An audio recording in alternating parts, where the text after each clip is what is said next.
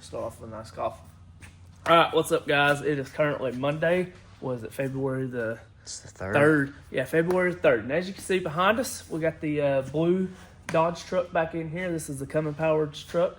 But this thing, we are trying to get ready to make Lights Out race. And the Lights Out race is what? February the... It's the week of the 18th and 20th, I believe. Yeah, it's like the 18th through the 25th or something like that. So realistically, we only got 2 weeks to get this thing done. So we got a lot of thrashing to do over these next 2 weeks because we got a lot of small stuff to do to this thing.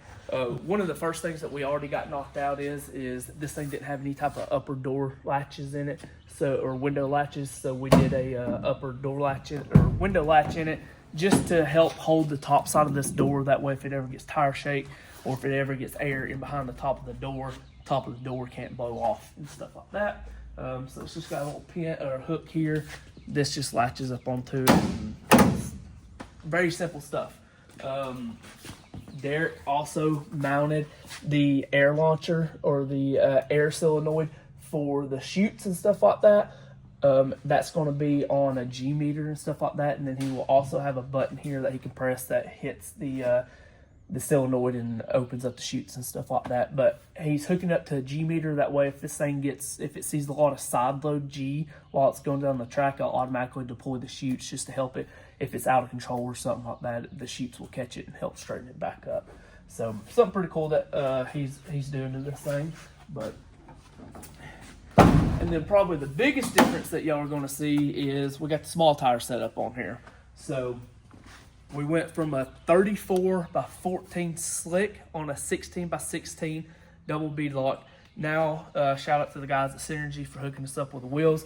But now we've got a set of 15 by 14 Burts, I believe is what the name of these are, double bead locks with a 315 radial on this thing. So some of y'all that don't know a whole lot about the racing side of things, there's a lot that goes into switching one of these things over from a slick to a radial. So one of the biggest things is right off the bat is we lost 4 inches of tire diameter going from because the slick was a 34, this is a 315, which is right at like a 30.2 or 30.5 inch diameter tire. So automatically on ride height, we've lost 2 inches of height off of the ride height. So got a lot of adjusting to do. The suspension, we've got a new center section that is currently being built. Should be able to pick it up today or tomorrow. Had to go to a much taller gear to be able to get the gear ratio right for these smaller tires. And then we also have a 3-way adjustable Mincer shock on the way. The slick shocks will not work on this because it's a much shorter stroke shock than what we run on the radial setups. So we have it's either 7 or 8 inch stroke radial valve 3-way adjustable Mincer coming.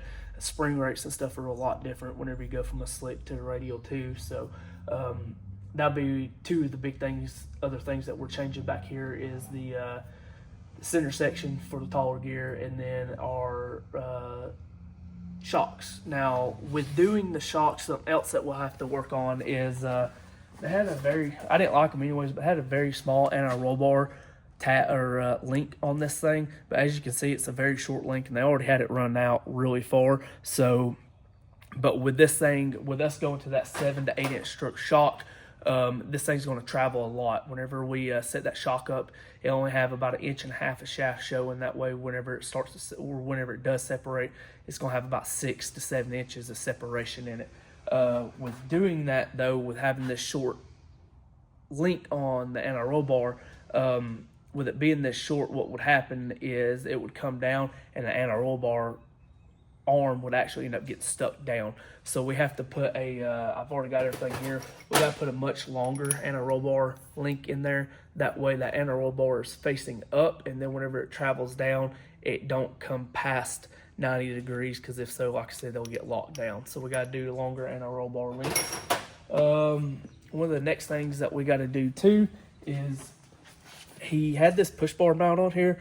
I don't know where this is from or what, but it's aluminum, and the first time they used it, as you can see, it bent it, and it's just not going to work. So whoever built the truck, the way that they done the parachute mount and stuff on this thing, it's all encapsulated inside of here. So there's not really a good way for us to make a different style push bar mount. So we're going to get away from this aluminum.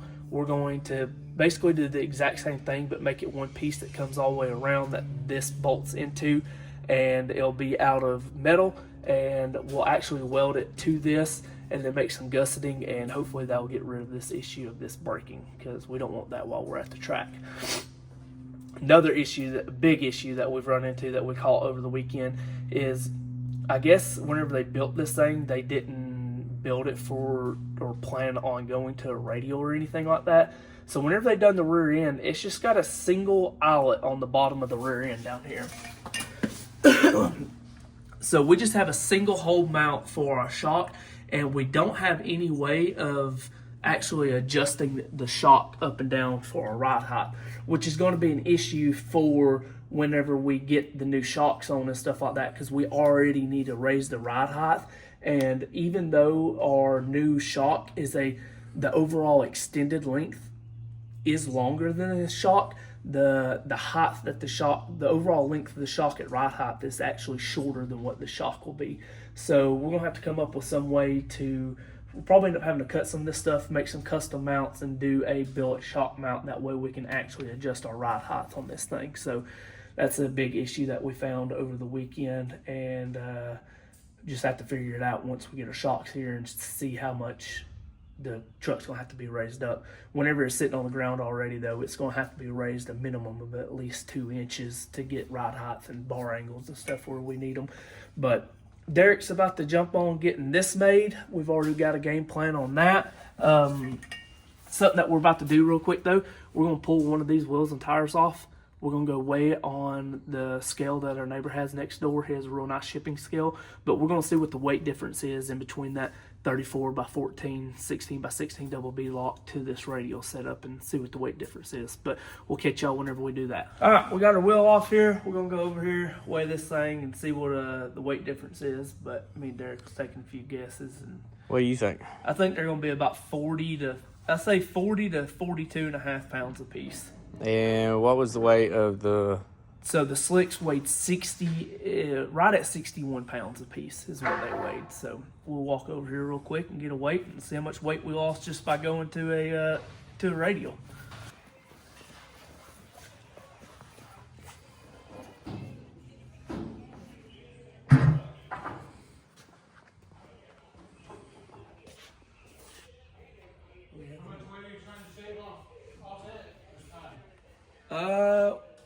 We was trying to get a few pounds because we went over from a big slick tire to this small radial, but it's definitely not as, huh?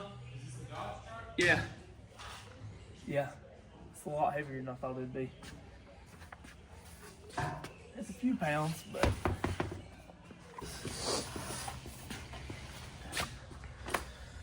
Well, yeah, it's a little bit heavier than I thought it would be, but it kind of makes sense because that's what we was talking about. That slick is a very thin tire. You can pretty much wad it up to where this radial is a lot bigger or thicker sidewall and stuff like that. The overall size of it or thickness of it is a lot more. So, but yeah, we still lost a couple pounds switching over to it, which is better than nothing. Definitely not as much as we was thinking it would be, but it is what it is. So I accidentally misspoke whenever we was talking about the wheel and tire combo and what the weight differences were. I had accidentally looked at one of the other numbers he was showing me for another small tire setup.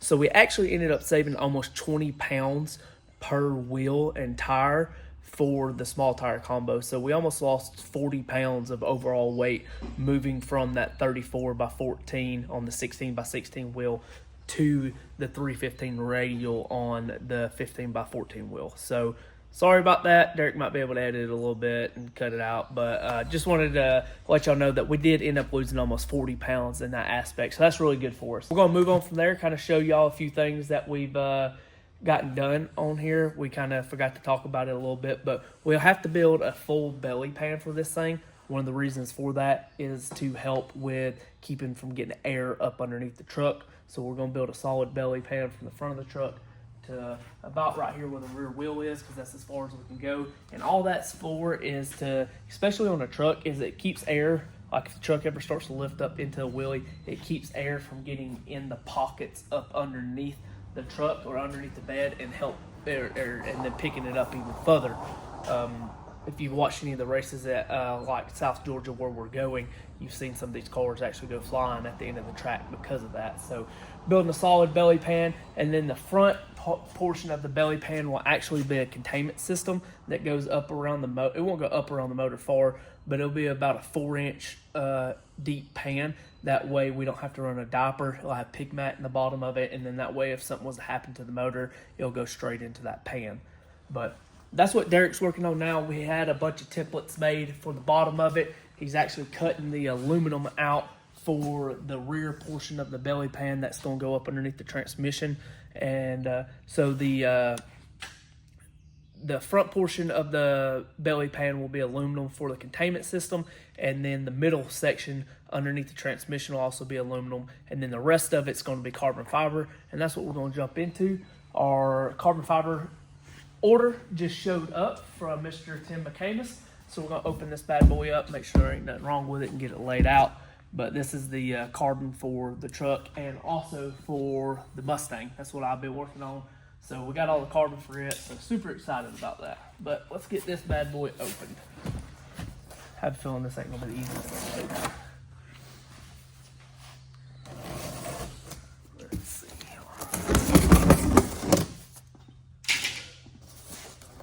Good Lord.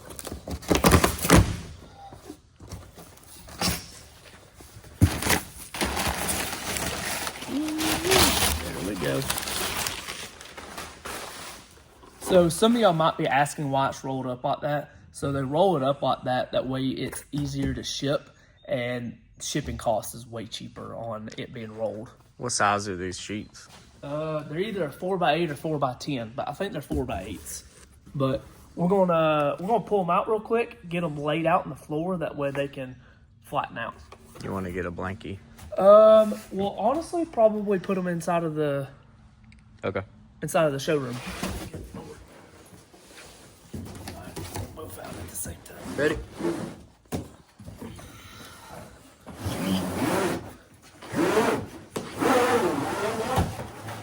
Yeah.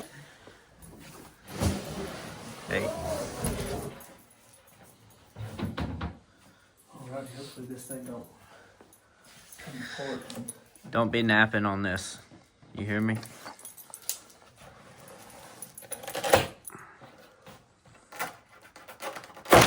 Ooh.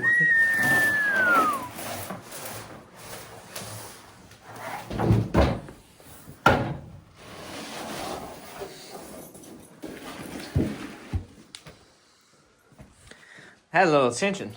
Yeah. So all we're doing right now is we're just laying this out on the floor.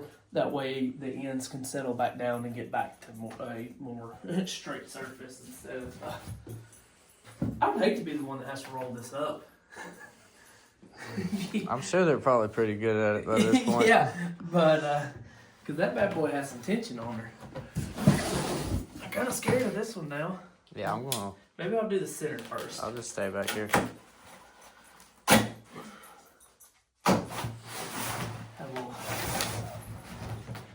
You were prepared that time. Yeah. We'll just sit it on top of that.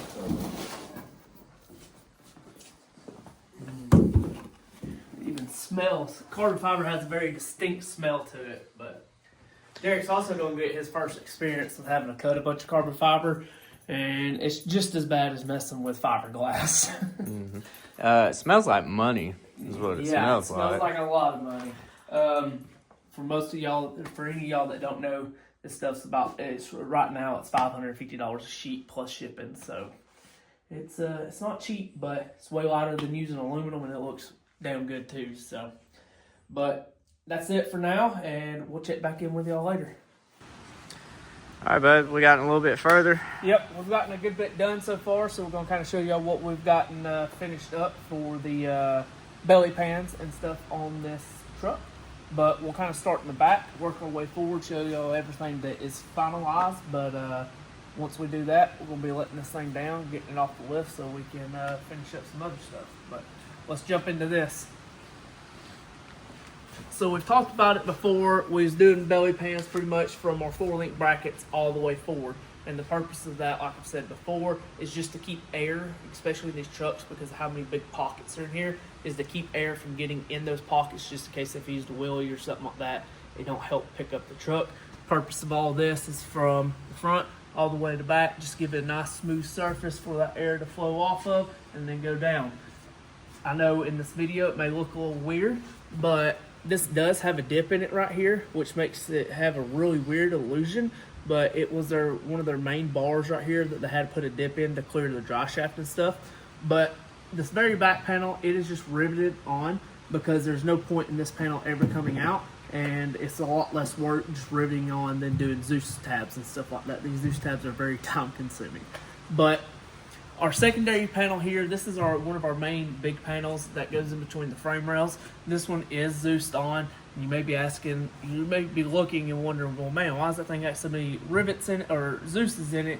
And that's just because, honestly, this carbon is very thin. So you have to put a lot of Zeus's in here to make sure that this has got a little bit of strength to it. And that way, whenever it does have air pushing up against it, it's not buckling down anywhere. So we got a bunch of Zeus's, not rivets, Zeus's on this panel. And you may be asking why we made this panel removable. Well, we needed this panel removable that way if you ever needed to service or check the dry shaft, you can pull this out and look.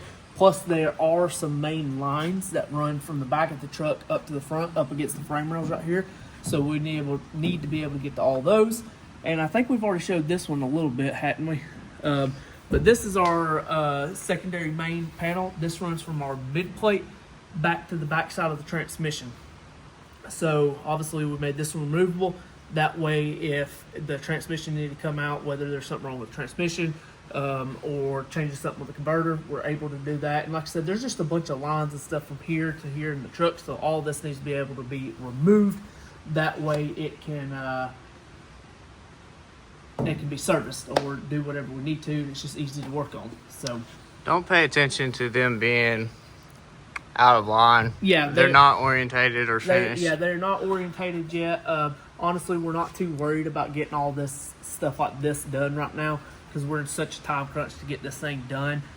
These aren't going to go anywhere like this, so if we have to, we might just leave them like this until we can get the truck back, get everything lined up, because it takes some time marking all this, getting all the Zeus's in the same orientation front to back, drilling everything and riveting it. So they're fine like this, just the orientation's off on them. But got all that done. Don't know if we talked about it a lot. This is kind of an oddball belly pan compared to most, because most of the time you have just a flat 4 structure that runs from front to back in one of these. And it's really easy to do the belly pans. Derek's actually doing it on the Mustang right now, and it's way easier than this. I mean, like way easier. So that's kind of why you can see the frame rail right here, because this frame rail's got a bunch of contour and stuff in it. And we kind of left that exposed on the bottom a little bit. That way if the truck ever needed to be jacked up from the side, we had something to jack up on. And like I said, if we went any lower with it, there would be spots that would have gap in them, and it'd be super wavy. So we just try to make it as easy as possible. But we'll move on to the very front. And on the very front, you can see from our mid plate, this is our mid plate here. From our mid plate all the way to the front of the truck, we have this aluminum pan here. This aluminum pan, you can kind of see from the sides and stuff like that, it's actually up. There's a bunch of cuts and stuff in it to go around all the bar work and anything else that's in there. But this is actually a catch pan. So instead of running an engine diaper, this is a full containment that goes all the way around the motor. And then that way, if this thing, something, God forbid something was to happen, it would catch all the oil inside of this pan here. And on this pan, because of how tight it was, and I didn't have any good places to put any Zeus's, we actually just did bolts with rib nut tabs on the back side. So you ain't got no nuts or anything, but it's got 3 bolts on this side, 3 bolts on that side. So it's good to go. And one thing that we'll do too is once we pull this back and install it for the final time, we'll take and spray just a light coat of adhesive on it, and then we'll put some pig mat in there, and it's just an oil dry paper towel type ordeal that's super thick. Anybody that's a mechanic or something has used it before. And we'll coat the whole inside and put that pig mat down in there. That way, if he was to have some type of oil accident with the motor, that would absorb all the oil inside of there. So That's kind of a wrap for the belly pans. We got a few other little small pieces to do for the belly pans. If we have time, we're going to try to get these enclosed right here just to help keep any air from going down this pocket over here. And then, but yeah, no, honestly, belly pans kind of kicked our ass. It was way harder than I expected. It's the hardest set of belly pans I've ever done just because of the odd contours of everything. They look like they were going to be square. They were not square. They were a nightmare, to be honest with you. But that's going to be a wrap on today's video. We should have a video coming out within the next few days right after this, talking about all the rear suspension changes that we're having to do and some of the finalized things. Should probably have 2 more videos before we get to the race. Like I said, rear suspension, and then we'll probably have one of setting the truck up and stuff like that, scaling it out. But thank y'all for watching. Make sure to leave a comment, like, subscribe, do all that fun stuff, and then we'll catch you on the next video.